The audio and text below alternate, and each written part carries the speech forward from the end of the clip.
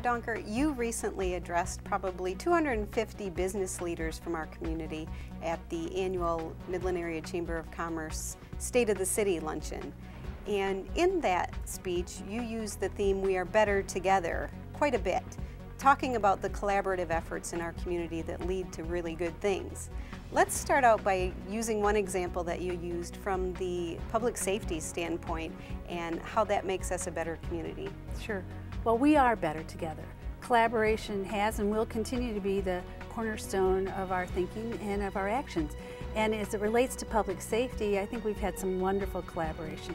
One has been our School Resource Officer program, which is a relatively new program for us, where we have a police officer in both of our high schools. And that has not only been good for the kids, it's good for the staff, good for the administrators, and it's good for the department too, because they'll be able to reap the benefits of all these wonderful relationships that they're building now. So I think that that is something that has a lasting impact, and when we hear from the schools, they say it's incredibly successful. One of the other programs was something that our fire department has done, and it's very creative. They created a YouTube video to teach firework safety. And that was wonderful. It was picked up by local media, by the Associated Press, and by CNN. And actually FEMA now has asked us if they could use that as a training tool. So that was a real compliment, I think, to those efforts. In addition to that, they've built something which they call a Skiba Maze, and that allows them to practice safety where they can get through tight spaces with all of their gear on. Well, we did not have the funds for them to build that, so they took it upon themselves and built it, and now are able to practice with that, and we're now lending it to surrounding communities so they can have better safety too. So we've done things that I think are not only good for us, but we've been able to help surrounding communities also. And collaborative efforts that lead to business development and economic growth for the Midland area is always a good thing, and we've had a lot of that going on recently. What are some of the top economic development progress that we've made recently? Well, certainly with our big companies, some of the more exciting ones are at Dow Chemical Michigan Operations. They're using some existing technology to now build anodes and cathodes for batteries. And this is a $30 million investment that's going to create 30 new jobs. And Circ Energy recently announced a biomass energy facility that they're going to build to provide power for Dow Corning. That's a $100 million investment that's going to create 24 new jobs, so that's wonderful for our community. This is what our new governor is calling economic gardening, and it may be a new term, but the concept is nothing new to us. I think we know the importance of growing and nurturing businesses in Midland. We've also had a lot of small businesses that are, that have economic gardening been going on there too.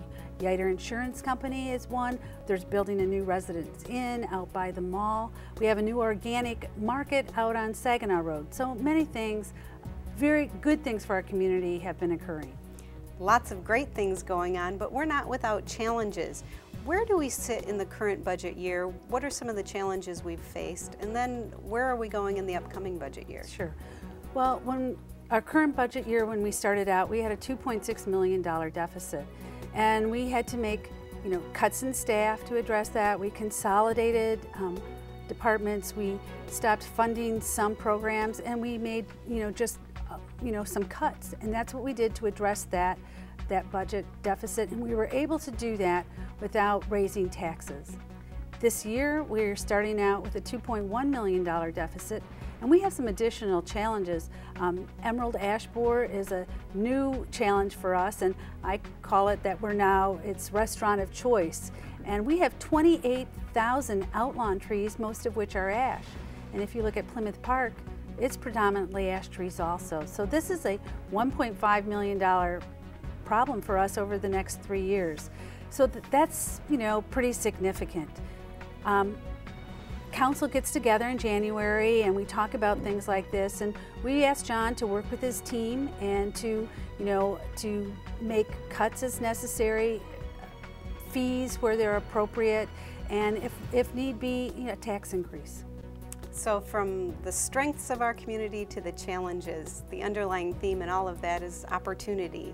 And what are the opportunities that our community has to be better together? Sure. I think that the opportunities that we have are we have the talent and the energy to address the problems that we are facing.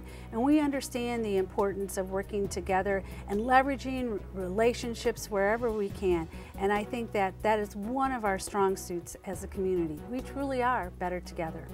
Watch MGTV 96 and the city's website for further information on the city manager's proposed budget, which will be presented in April, and the City Council deliberations and public hearings to follow.